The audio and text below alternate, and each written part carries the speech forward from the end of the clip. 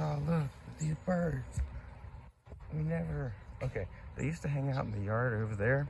They come every winter. And I forget the name of them. Yeah, I don't want to say something wrong, but I'll put it in the description. I just mowed and they were in our yard, and I went to get the phone. Oh, there's a car coming.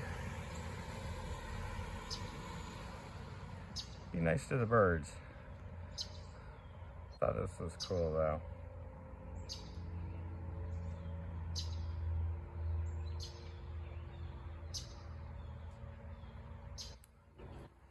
I guess this could have been a short. Not so short now. Oh, the birds. The birds. They're pretty cool. I like seeing those. I've been out here mowing. You can see it's looking sharp. Brought the ground level down. You can see just how far I pulled my ground level down. Now my sidewalk doesn't get covered in mud and dirt and everything else. I relayered the pavers over here, and unfortunately the dirt keeps washing away. I need to level it better right here. Anyway, we'll get there. So this is winter look. A palm. This is a dactylifera date palm. Pretty cool. Those have been growing for a while from seed. This is a hibiscus, the red color.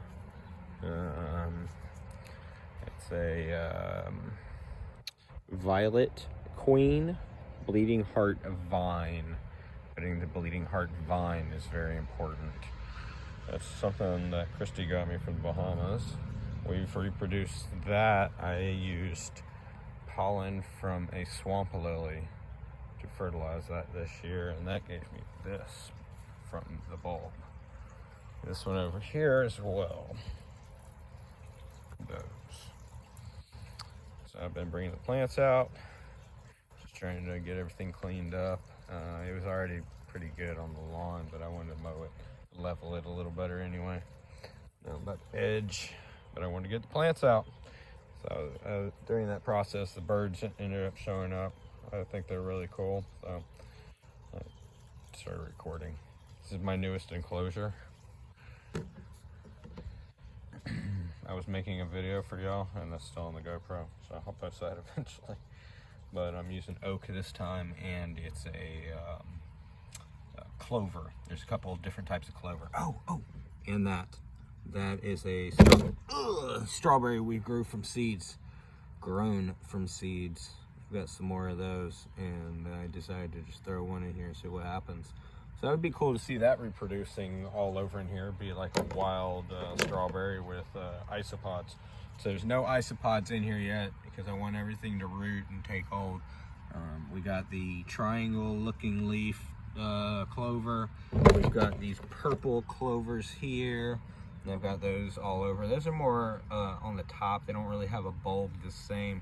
And there's some regular round looking clovers similar to that thing that are in here. And those will have like a pinkish flower, I believe. But so this is the newest one I've started. And I'm probably going to put some rubber duckies in it. I'm not sure. Not really sure what I want to do. But in the video you'll see that I use a cocoa fiber substrate or a drainage layer, and then I use soil on top of that. Now I'm going to add more soil to this. I did add bark. That won't be a big deal. All that'll just settle properly in time. But I wanted my oak, little oak trees to root. I believe I put 3 in here, or there's 2, and then 1 I'm hoping will root. You can see like right there, it's starting to mold over. It could be food. It probably is food because I did put some food in here. But I've been leaving the lid on, and there's no springtails in here. Again, until everything roots itself in, I didn't want to add any insects. Some of these like this, and it's winter colors, where some of my others have been in the house a little longer and they're still green.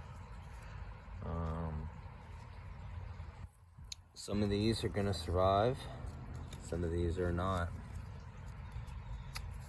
Rambutan, when it hit 40 degrees, got burnt leaves. So I've been bringing it inside ever since. We're supposed to be in the 50s and 60s next couple of weeks.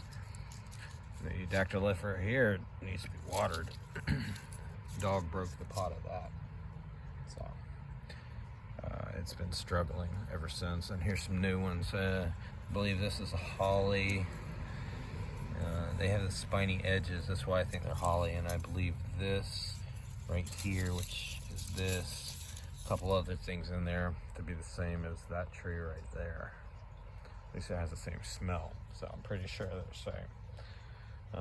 Yeah. So just trying to get some things back outside, posted up, and getting some sun again. Sun's very important. Things like this, not so much, but I'm using the sun to try to get these to root correctly and survive. I know it's cold. I mean, when it's, you know, upper 60s outside like it is today, it was like 40 last night. So cold. Excuse me. And when it's above 60, the roots do a lot better, pretty much for everything. You can see where wind is cut through and killed some of this stuff off. What's underneath will survive and regrow next year. Got a lot of weeds in here, and I need to get those out. But we expected it to go to mush. Here's the new ground cover I just planted. It's looking a lot more clean. There's not so many weeds. Got some weeds there, and I'll get those out of there. But and the dollar weed. I kind of like dollar weed, just not my ground cover. And really, it's rough to get rid of that stuff. It just keeps popping up everywhere. Over there too. But anyway, you guys have a Merry Christmas. I hope everybody stays safe. We hope to be able to see y'all or have y'all see me next year in 2025, but also after Christmas. So hope you guys are able to enjoy or spend time with family. If not, then, well, get online, play some video games, or set up something like these. Can't hurt to do that. You can just go out in your yard, pick some of the plants you like. If you're gonna pick them from the yard, I recommend going to where the low light is. Like I talked about the sun and how it comes across like this. Well, the whole strip of the house over there doesn't have sun. So you got a lot of plants you can go through on the side of your house. For me, it's the northern side. I guess depending on your placement on the earth and all that, it'll kind of vary where your best place will be. But I would go look where you have the most shade. In that case, you got things like clovers, you got things like this. I mean, something like this looks pretty cool in a tank. As long as you trim them, get them growing small or shorter, they will adapt to the environment they're in. It's just like mowing. You can chop them, just don't kill the roots and don't go too low. And don't plant too high for that process. But also don't have a struggling plant that you're chopping back. Might lose my apple. Not looking so good. That'd be sad. We'd hate to lose the apple. We've had it for quite a few years. I wanted to make a bonsai out of it, but it's struggled. All right, y'all.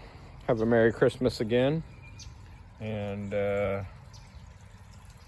see y'all later.